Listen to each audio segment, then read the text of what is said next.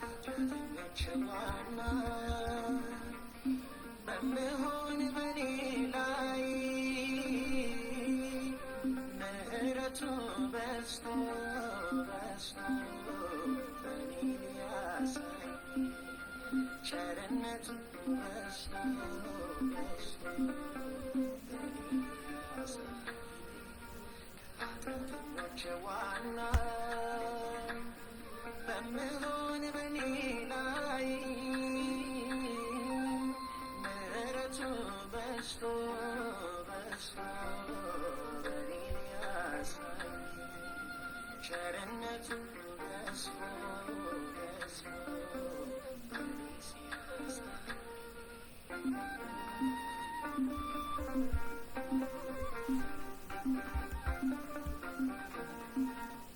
ባለማመን ባደረግኩት ባለማወቅ ያሳደድኩት ያሳይ ዘንድ ትዕግስቱን አበዛልኝ ምሕረቱን በደማስቆ ላይ ተንበርክኬ በፍቅሩ ተማርኬ በኢየሱስ ተማርኬ እንዳላሳደብ ተከተልኩት ከአእላፋት መረጥኩት ራሴን ክጄ ወደድኩት ሾመኝ ሾመኝ ታማኝ አድርጎ ቆጥሮኝ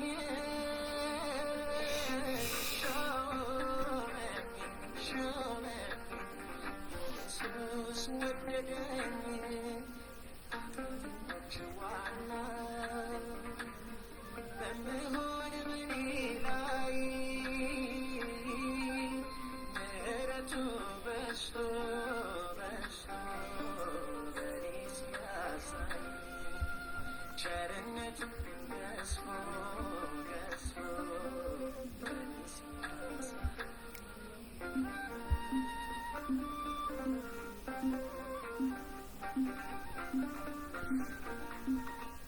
ከማህፀን የለየኝ የእርሱ እንድሆን የጠራኝ ልጁን በኔ እንዲገልጠው መማከሬ አይደል ከሰው ኃጢአተኞችን ሊያድን መጣ ከሲኦል ሊያወጣ ከቁጣ ፍርድ ሊያወጣ ከእነርሱም መሃል ዋና የሆንኩ ይኸው ዳግም ተወለድኩ ኢየሱስ ስላመንኩ ሾመኝ ሾመኝ ታማኝ አድርጎ ቆጥሮኝ ሾመኝ ሾመኝ ኢየሱስ ወደደኝ ዋና በመሆን በኔ ላይ ምሕረቱ በዝቶ በዝቶ በኔን ያሳይ ቸርነቱ በዝቶ ገዝፎ በኔን ሲያሳይ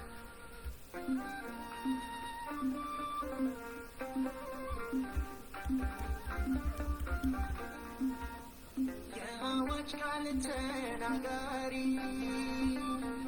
የምስራቹን መስካሪ ምርኮኛ ነኝ የይቅርታው ኑ ስሙልኝ ስለ ውለታው ያሳደደውን ማን ይምራል? ማን ጠላቱን ይወዳል? ማንስ ከሞት ያፈዳል?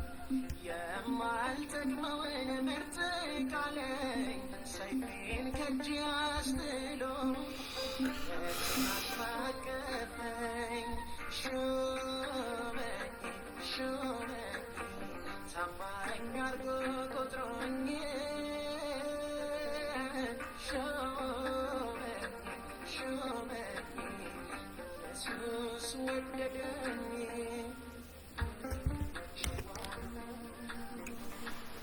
በመሆን በኔ ላይ ምሕረቱ በዝቶ በዝቶ በኔ ሲያሳይ ቸርነቱ በዝቶ በዝቶ ስለዚህ ግን የዘላለምን ሕይወት ለማግኘት በእርሱ ያምኑ ዘንድ ላላቸው ሰዎች ምሳሌ እንድሆን ኢየሱስ ክርስቶስ ዋና በመሆን በእኔ ላይ ትዕግሥቱን ሁሉ ያሳይ ዘንድ ምሕረትን አገኘሁ። የመጀመሪያዊቱ የሐዋርያው የቅዱስ ጳውሎስ መልእክት ወደ ጢሞቴዎስ ምዕራፍ 1 ከቁጥር 15 እስከ 16።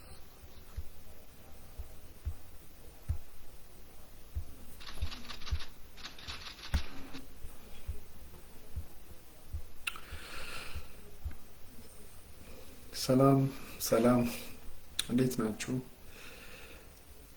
የተወደዳችሁ ቤተሰቦች ሁሉ ሰላም ብያለሁኝ። ሁላችሁንም ሳምንቱ እንዴት አሳለፋችሁ? እግዚአብሔር የተመሰገነ ይሁን።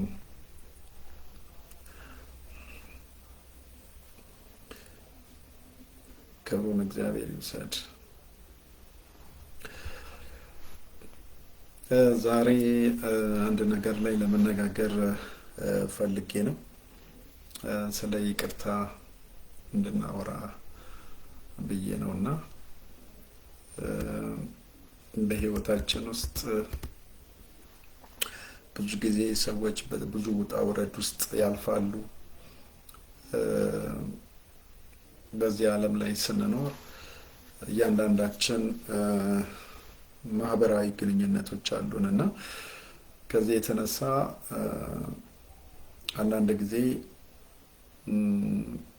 ያው ከሰዎች ጋር በምናደርገው ግንኙነት ሰዎችን ልንጎዳም ወይም ደግሞ በሰዎች ልንጎዳ እንችላለን እና በዚህ ሂደት ውስጥ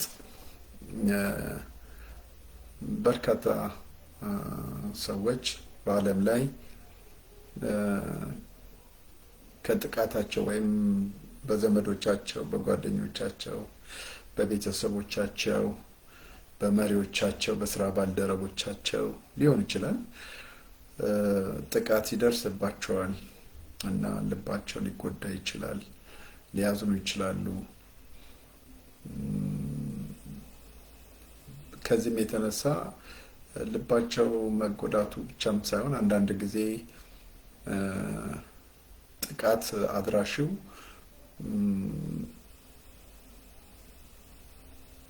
የሌላውንም ሰው ሕይወት ሊነጥቅ ይችላል። አንዳንድ ጊዜ ጥቃቶቹ በራሳቸው የተለያዩ ሊሆኑ ይችላሉ። በደል ስንል ስራውን ሊያሳጣው ይችላል፣ ቤተሰቡን ሊነጥቅ ይችላል፣ ግንኙነቶቹ ሊፈራርሱ ይችላሉ። የገነባቸው ለዘመናት ያቆያቸው ነገር ሉዝ ሊያደርገው ይችላል እና በዚህ ጊዜ የሰው ልጅ ልቡ ይጎዳል እና ከዚህ የተነሳ በቀለኛ ሊሆን ይችላል። ለሌላው ወገን ያለው አመለካከት ሊበላሽ ይችላል። አልፎም ተርፎ ያንን ሰው ያንን ማህበረሰብ ሊሆን ይችላል ለማጥፋት ሁል ጊዜ ሊያስብ ይችል ይሆናል።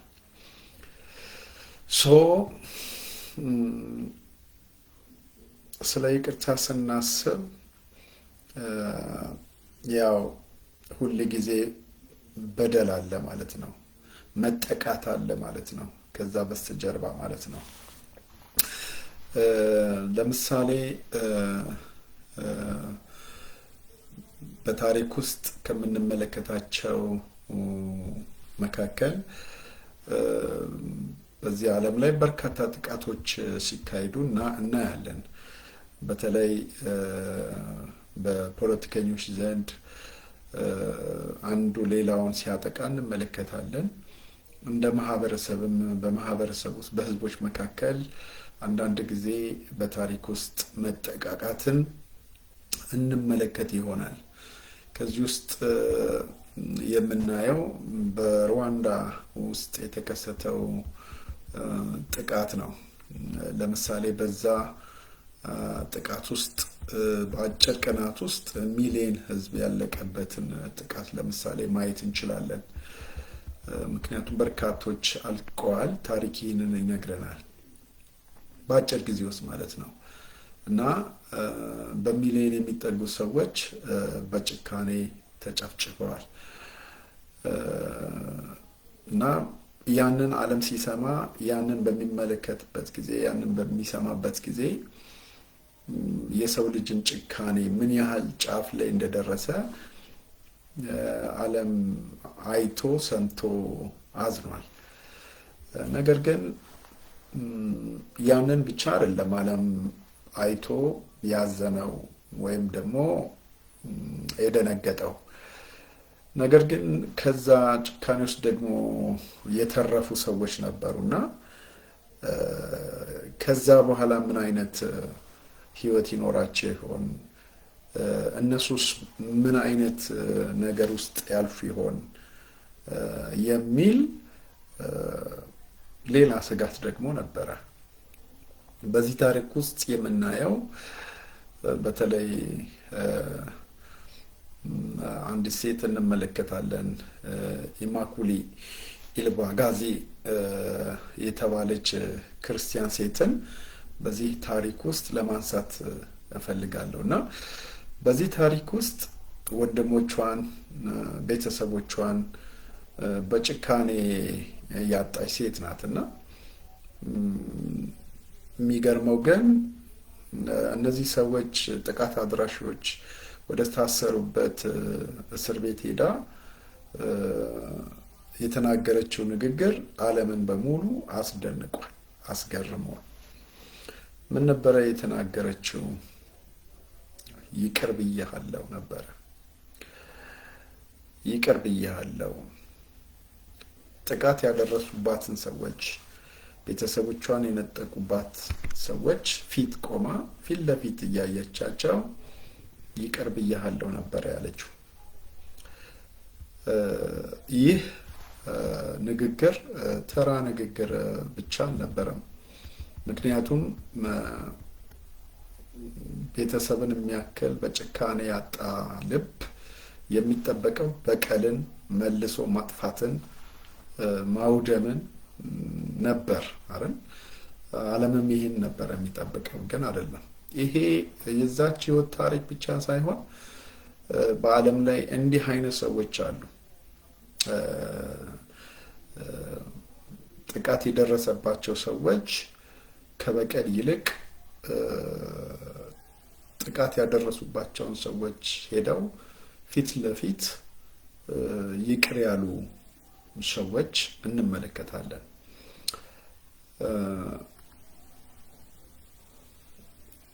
ምንድን ነው የሚያሳየው ነው? ምን አይነት ልብ ቢኖረን ነው? እንዲህ ስናወራው ቀላል ነገር አይደለም። ይቅር ባይነት፣ ምህረትን ማድረግ፣ ላውም ደግሞ ያጠቃንን፣ የሰበረንን፣ ልባችንን ያደማውን፣ ምናልባት ቤተሰቦቻችንን የነጠቁብንን፣ ስራችንን ያሳጡን ወይም ምናልባትም አካላችንን ያጎደሉ ሰዎች ሊሆኑ ይችላሉ። እንዲህ እንደ ተራ እንደ ቀላል ነገር እንድንመለከተው አንፈልግም። እነዚህን ሰዎች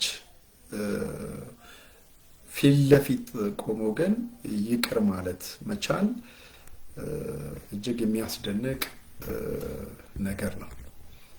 ይህ ደግሞ በሌላው መንገድ ከጥቃት አድራሹ ልቦና ወይም የልብ ኔቸር በተቃራኒው የነዚህ ሰዎች ልብ ደግሞ እጅግ የሚያስገርም ሆኖ ደግሞ እንመለከተዋለን። ምክንያቱም የልባቸውን ከፍታ ነው የምንመለከተው። ብዙ ጊዜ ይቅርታን ለበደለን ሰው የምናደርገው በጎነት ወይም ስጦታ አድርገን ነው የምንመለከተው አይደለም? ሁላችንም እንደዛ ነው የምናስበው። ነገር ግን እውነታው እሱ አይደለም። የበደለንን ሰው የምናደርግለት ይቅርታ በጎነት ወይም ስጦታ አይደለም። ይቅርታ ማለት መጀመሪያ ራሳችንን ከቂምና ከቁስል ሰንሰለት የምናላቅቅበት ሂደት ነው። አንድ ሰው ሌላውን ሰው ይቅር በሚልበት ጊዜ ከበዳዩ ይልቅ ተበዳዩ ራሱን ከታሰረበት ከዛ ሰንሰለት በሰዎች ላይ ይዞት ከነበረው ቂም፣ በቀለኝነት ከዛ ጨለማ ውስጥ ህመም ውስጥ ራሱን ነፃ የሚያወጣበት መንገድ ነው ይቅርታ። ምክንያቱም ብዙ ጊዜ ይቅር አለ ማለት የሚጎዳው በደለኞችን ሳይሆን ተበዳዮችን ስለሆነ ነው። ይህንን ብዙ ሰው አያስተውልም። ይህን የተለማመዱ ሰዎች ናቸው በልባቸው ምን ያህል ሰላም፣ ምን ያህል እረፍትና ጤና እንዳላቸው የሚያስተውሉት። ሰዎች ሊበድሉን ይችላሉ። ሰዎች ሊያሳምሙን ይችላሉ፣ ሊጎዱን ይችላሉ። ሰዎች ከጎዱን በላይ ግን እኛ በልባችን የተሸከምነው ህመም ነው። ስለ እነሱ ያለን አመለካከት፣ የእነሱን በደል በውስጣችን ተሸክመን ለበርካታ ዘመን ሊሆን ይችላል፣ አመታት ሊሆን ይችላል፣ ጊዜያት ሊሆን ይችላል ይዘን የምንቆይበትን ጊዜያቶች አስቡ እስቲ። በዛ ሁሉ ስቃይ ውስጥ ነው የምናልፈው። ስለዛ ሰው ባሰብን ቁጥር፣ ያንን ሰው በተመለከትን ቁጥር ውስጣችን ይደማል፣ ውስጣችን ያዝናል፣ ይረበሻል። ይህ ደግሞ ጤናችንን ጭምር ያውካል።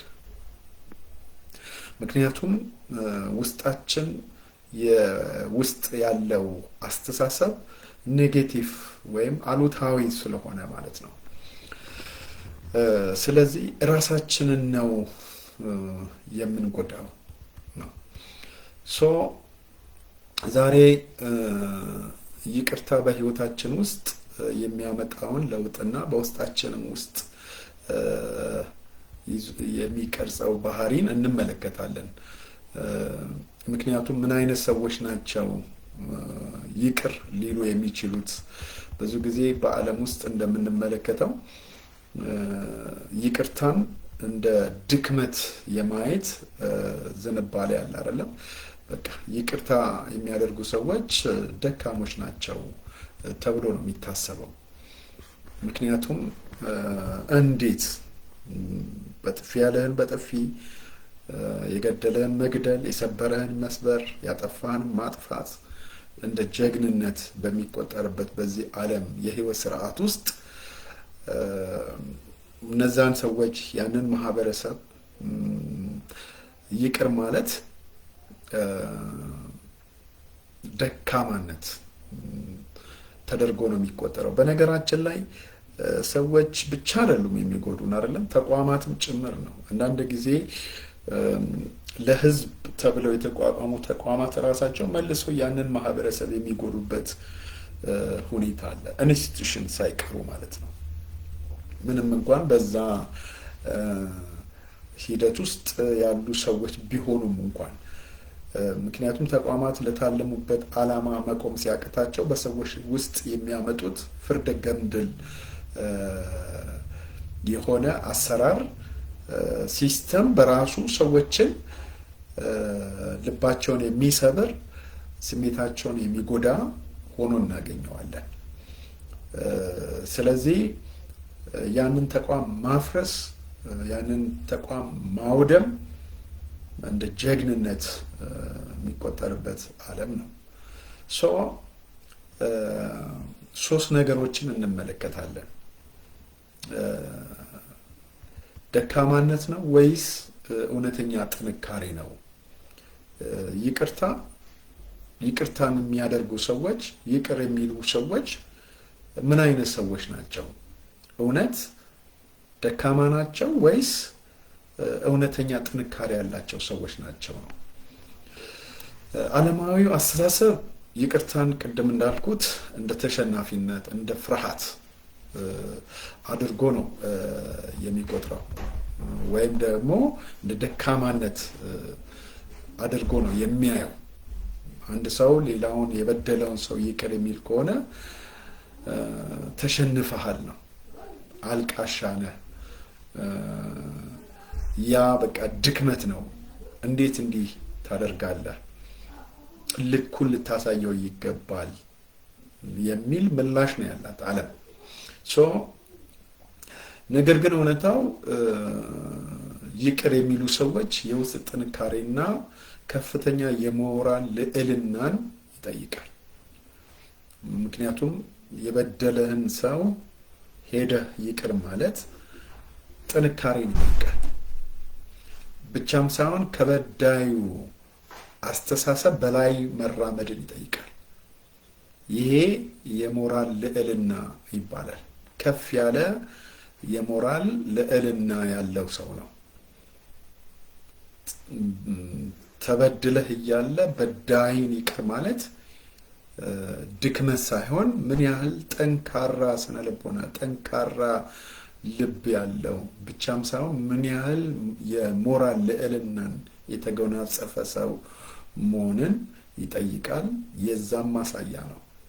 ምክንያቱም ደካማ የሆነ ሰው ይሄንን ማድረግ በፍጹም አይችልም። ድክመት የሚገለጸው እውነትን በመጋፈጥ አይደለም፣ እውነትን በመሸሽ ነው። ስለዚህ በደመነፍስ መበቀል እንጂ በፍጹም ይቅር ማለት የበደልን ሰው ሄደህ ይቅር ማለት አይችልም ደካማ ሰው።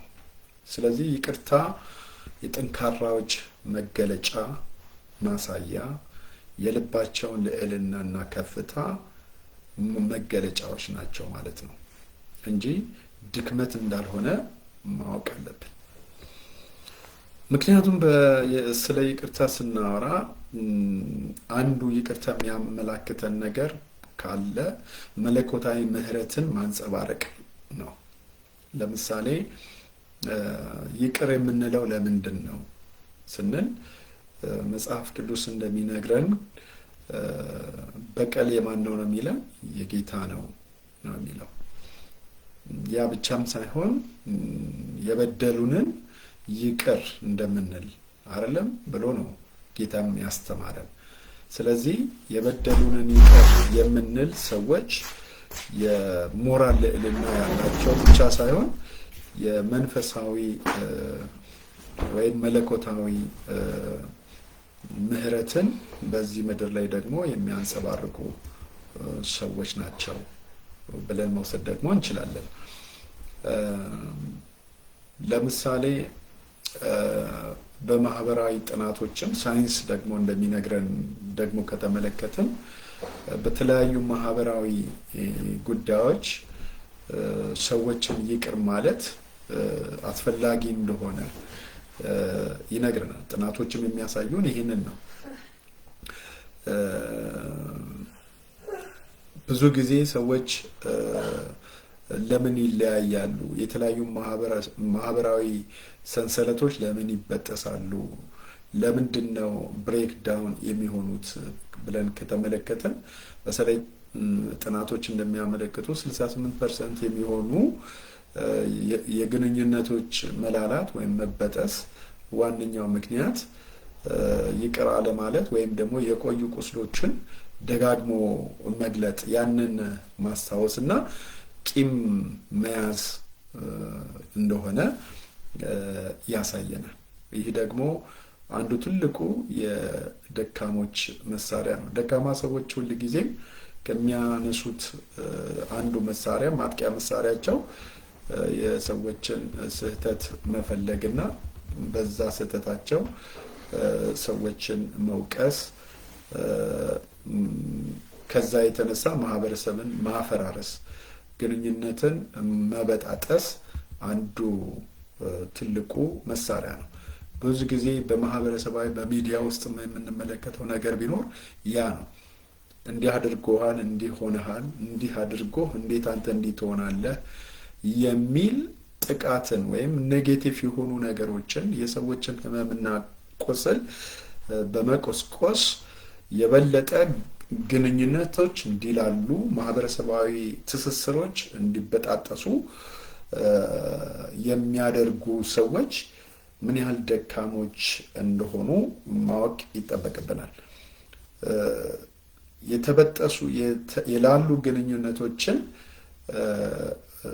የበለጠ እንዲጠናከሩ የሚያቀራርብ ሀሳብ የሚያመጡ ያለፉ በደሎችን ያለፉ ስህተቶችን በምህረትና በይቅርታ ዘግተው ጠንካራ ማህበረሰብ እንዲገነባ ወይም ቤተሰብ እንዲፈጠር የሚያደርጉ ሰዎች ደግሞ ምን ያህል ጠንካራ ልብና የሞራል ልዕልና ያላቸው ሰዎች እንደሆኑ ደግሞ መመልከት እንችላለን። ምክንያቱም ቅድም እንዳልኩት ባለፈው ግንኙነት ውስጥ ሰዎች እንደመሆናችን መጠን በማህበረሰብ ውስጥም ሆነ በግል ህይወታችን ውስጥ በደሎች አይጠፉም፣ ስህተቶች ደግሞ ይኖራሉ።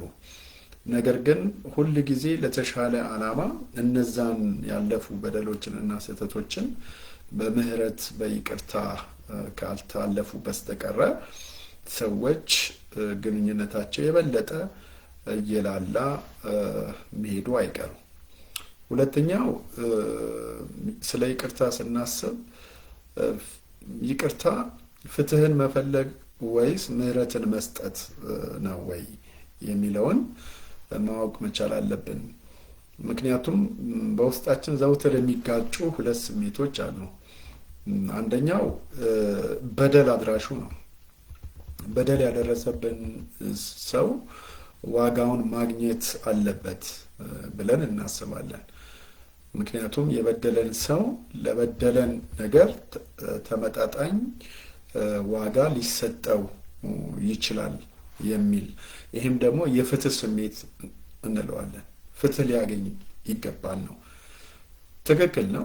አንድ ሰው ለበደለው በደል፣ ላጠፋው ጥፋት ወይም ለሰራው ስህተት ተመጣጣኝ ቅጣት ወይም ተመጣጣኝ ክፍያ ወይም ደግሞ ፍትህ እንለዋለን በሌላ አባባል ሊያገኝ ይገባል የሚል ሀሳብ አለ። በሌላ በኩል ደግሞ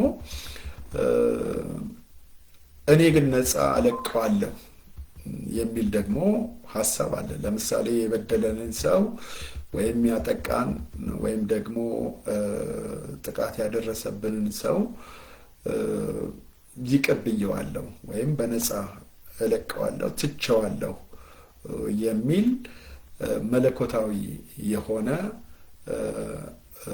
ስሜት ወይም ደግሞ መለኮታዊ የሆነ ምህረት መርህ ነው ደግሞ ይሄ። ሌላው በእነዚህ ሁለት ነገሮች መካከል እንዴት ነው የምንመለከተው ነው?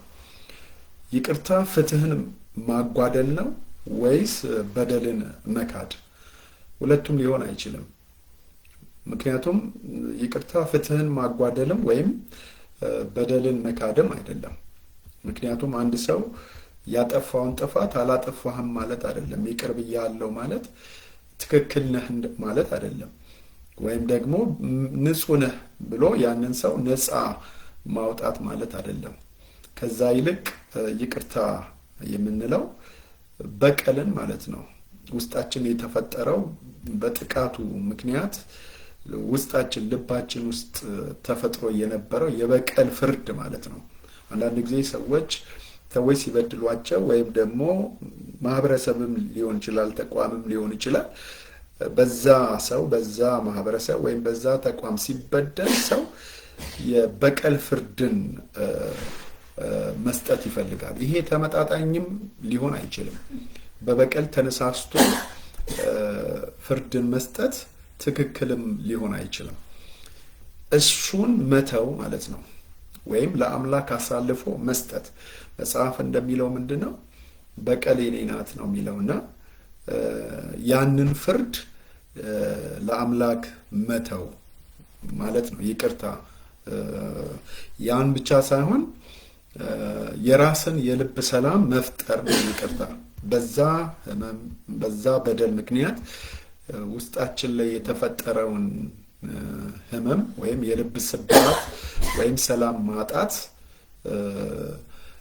መልሰን ያንን ሰላም መጠበቅ፣ ያንን ሰላም ማግኘት ማለት ነው። ምክንያቱም ሰው በበደል ስሜት ውስጥ በመጠቃ ስሜት ውስጥ በሚኖርበት ጊዜ ልቡ ያዝናል፣ እረፍት የለውም፣ ሰላም የለውም። ስለዚህ ያንን መልሰን የምናገኘው በምንድን ነው ሲባል ይቅር በማለት ነው። ይቅር ስንል ግን ያ ሰው ምንም አላጠፋም እያለን አይደለም። እኛ ሰላማችንን ስለምንፈልግ ውስጣችን እየተፈጠረ ያለውን የሚረብሸንን ስሜት ወይም የስነ ልቦና ስብራት በዛ መቀጠል ስለሌለበትና እኛም ያንን ያሰብን መታመም ስለሌለብን ሰዎች እኛ ውስጥ ያስገቡትን ያንን የሚረብሽ ስሜት መተው፣ መልቀቅ እና ፍርዱን ለእግዚአብሔር ወይም ለጌታ አሳልፎ መስጠት ማለት ነው ይቅርታ ማለት። ቂምን አቁሞ መያዝ በደለኛውን ሳይሆን ራሳችንን በየቀኑ መቅጣት ነው። ምክንያቱም በሰዎች ላይ ቂምን የሚይዙ ሰዎች ሰውየውን አይደለም እየቀጡ ያሉት፣ የበደላቸውን ሰው አይደለም እየቀጡ ያሉት፣ ራሳቸውን ነው። ምክንያቱም ቂም በደልን በልባችን ይዘን ከሆነ የምንኖረው በየቀኑ ራሳችንን ነው እየቀጣን ያለ ነው ማለት ነው። ያ ደግሞ በውስጣችን ህመምን ይፈጥራል። ስለዚህም ነው ይቅርታ አንዱ የሰዎችን ሰላም እንደገና መልሰው የሚያገኙበት ወይም የሚጠብቁበት መንገድም ጭምር ነው። አንዳንድ ጊዜ ሰዎችን በአካል ኢቭን ላናገኛቸው እንችላለን ይቅር ስንል ማለት ነው። ግን ለጌታ ብለን ይቅርታን አድርገንላቸዋል ማለት ግን ትልቅነት ነው። ይቅርታ ስናደርግ ግን ያንን ህመም፣ ያንን ስብራት፣ የበደል ዕዳ ሰርዘን ራሳችንን ከእስር ቤት እናወጣዋለን ማለት ነው።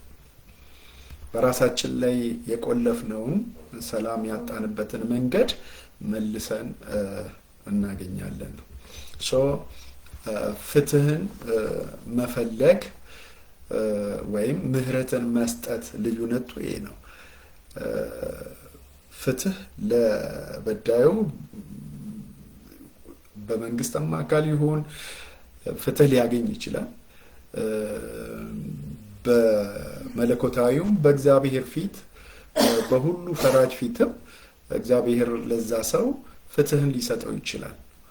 እኛ አይደለንም ያንን የምናደርገው። አንዳንድ ጊዜ ሰዎች መንግስት እንኳን ቀጥቷቸው እያለ ባጠፉት ጥፋት ተቀጥተው እያለ ሰዎች ግን ስቲል ነው በነዛ ሰዎች እያዘኑ ቂም ይዘው ህይወታቸውን ሊመሩ ይችላሉ። ያ ትክክል አይደለም ነው። ስለዚህ ፍትህን ለፍትህ ሰጪው አካል ትተን እኛ ግን ከልባችን ምህረትን መስጠት አለብን። ስለዚህ ይቅርታ ስንል ያንን እያልን ነው። ጤናችንን፣ ሰላማችንን ለበደለን ሰው አሳልፈን ልንሰጥ አይገባም ነው። እሱ ከበደለን በላይ እንደገና ተጨማሪ ሰላማችንን ያሳጣን፣ ጤናችንን እያወከው ሊኖር አይገባም ነው። ሶስተኛና የመጨረሻው ነገር መርሳት ወይም ቁስልን መፈወስ ነው። ይቅርታ ስንል ምን ማለት ነው? መርሳት ማለት ነው ወይስ ቁስልን መፈወስ ማለት ነው? አንዳንድ ጊዜ ሰዎች ምን ብለው ያስባሉ? ይቅርታ ማለት መርሳት ነው ብለው ነው የሚያስቡት። ብዙዎች ከረሳሁት ብቻ ነው ይቅር ያልኩት ይላሉ። ነገር ግን እውነተኛ ይቅርታ መርሳት አይደለም። ለምሳሌ አንድ ሰው እውነተኛ ታሪኩን ከአይምሮ ውስጥ እንዴት አድርጎ ነው ሊያጠፋው የሚችለው? ከባድ ነው። ያንን ልንደመስሰው አንችልም። ትላንትን የተፈጸመውን ክፉ ነገር ላንረሳው እንችላለን። ይሄ ማለት ምን ማለት ነው? የሆነ ነገር አካላችሁን ጎዳው እንበል እና የተጎዳው አካላችሁ ምናልባት ተቆርጦ ሊሆን ይችላል፣ ቆስሎ ትልቅ ጠባሳ ወጥቶበት ሊሆን ይችላል። ነገር ግን ከጊዜ በኋላ ያ ህመም ይሰማችሁ የነበረው ከመቆረጡ የተነሳ ወይም ከመጎዳቱ የተነሳ ይሰማችሁ የነበረው ህመም ሙሉ ለሙሉ ቢድንና ነገር ግን እግራችሁ ላይ ስቲል ነው ጠባሳው ቢኖር እንደማለት ነው። እውነተኛውን ነገር አትረሱትም።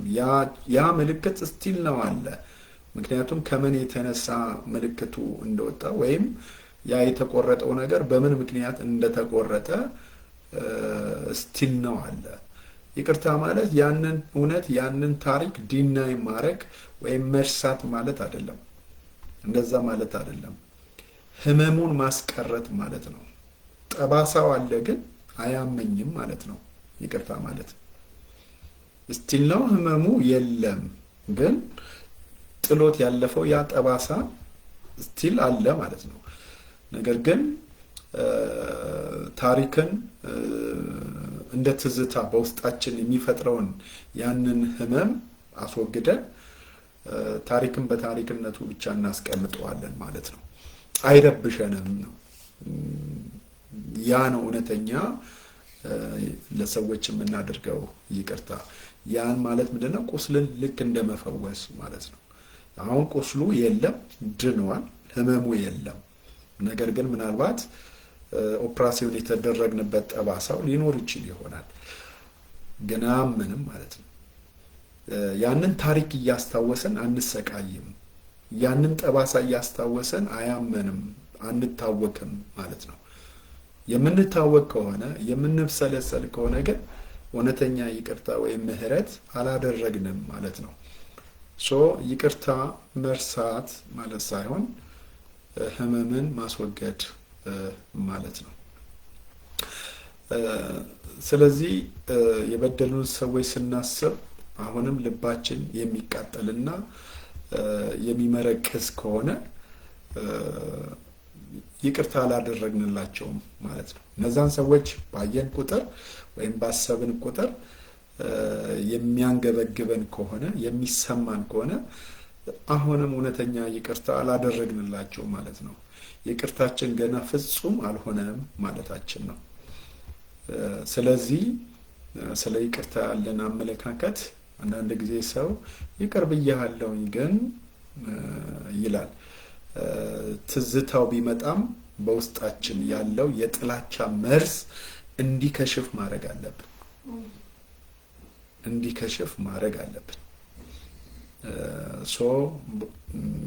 በአጠቃላይ ይቅርታ በዘፈቀደ የሚመጣ ስሜት ሳይሆን በየቀኑ የምንወስደው ቆራጥ ውሳኔ ነው። በነገር ሁሉ እግዚአብሔር ይርዳን። ሳጠቃልል ጌታችን ኢየሱስ ክርስቶስ ያስተማረን ተግባራዊ ጸሎት ይህንን ነው አይደለም የሚያረጋግጥልን። ምክንያቱም ቃሉ እንደሚናገር ምንድን ነው የሚለው ካልን እኛ የበደሉንን ይቅር እንደምንል አይደለም፣ እኛም የበደሉንን ይቅር እንደምንል። ስለዚህ የበደሉንን ይቅር እንደምንል ነው። በደላችንን ይቅር በለን። እነሱ መጥተው አይደለም ይቅርታ እስኪጠይቁን የምንጠብቀው፣ እኛ ራሳችን የበደሉንን ሰዎች ይቅር ልንላቸው ይገባል ነው።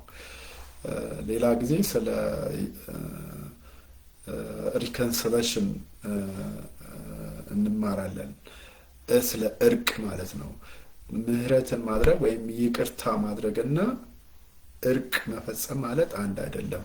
ምክንያቱም አንዳንድ ጊዜ ሰዎች ከይቅርታ በኋላ ከዛ ሰው ጋር እንደገና አብሬ መቀጠል አለብኝ ወይ እንደገና ሪሌሽንሺፔን እንደ ቀድሞ ማድረግ እችላለሁ ወይ እንደዛ ካላደረግኩኝ ይቅር ማለቴ በምን ይታወቃል የሚል ጥያቄ ያላቸው፣ ግን እሱ ሌላ ሀሳብ ነው። ዛሬ ይቅር ማለት ምን ማለት እንደሆነ እንድናስታውስ ስለምፈልግ ብቻ ነው። ስለዚህ ይህ የሰማዩ መርህን ምህረትን ማድረግ እንዳለብን ያስተምረናል። የበደሉንን ሰዎች የኛ ይቅር እንደምንል እግዚአብሔርም ይቅር ይለናል፣ በደላችንን ማለት ነው። ስለዚህ በአጠቃላይ ከቂም ሰንሰለት የምንፈታበትንና ምህረትን በምድራችን ላይ እንዲበዛ የምናደርግበትን የይቅርታ ልብ ፈጣሪ ይስጠን ማለት ፈልጋለሁ። ቴንክ ዩ